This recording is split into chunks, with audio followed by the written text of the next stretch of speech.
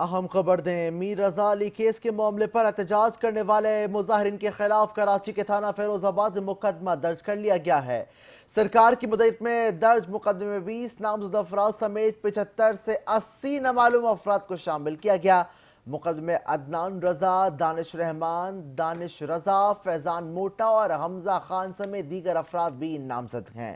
खबर दे रहे हैं अपने नाजरीन को बताएं, मीर रजा केस में एहतजाज करने वाले मुजाहिरीन के खिलाफ कराची के थाना फिरोजाबाद में मुकदमा दर्ज कर लिया गया।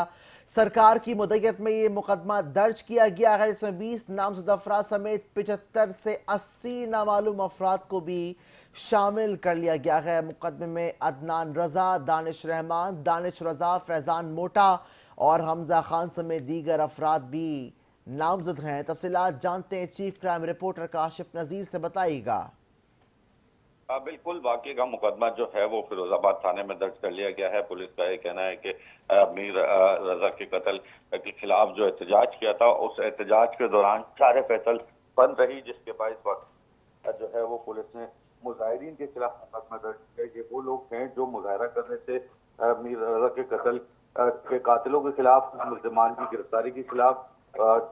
ये तमाम वो लोग थे जो मुजाहरा कर रहे थे। इन पे जो दिफात का इंदराज किया गया है वो उसमें 147, 149, 186 और 341 504 की दिफात का इंदराज किया गया है। मुकदमे में जो मतन लिखा गया है उसमें बताया गया है कि शार फैसल मेन रोड जो है वो एयरपोर्ट से आने जाने वाला जो ट्रैफिक था उसे रोड के लिए बंद किया हुआ था, ट्रैफिक के लिए रोड को, और हाथों में डंडे उठाए अफराद मौजूद थे जो मीर रजा के कातिलों को गिरफ्तार करने का जो है वो साथ ही एहतजाज कर रहे थे और साथ ही साथ गाड़ियों को डंडे के जोर पर रोका हुआ था।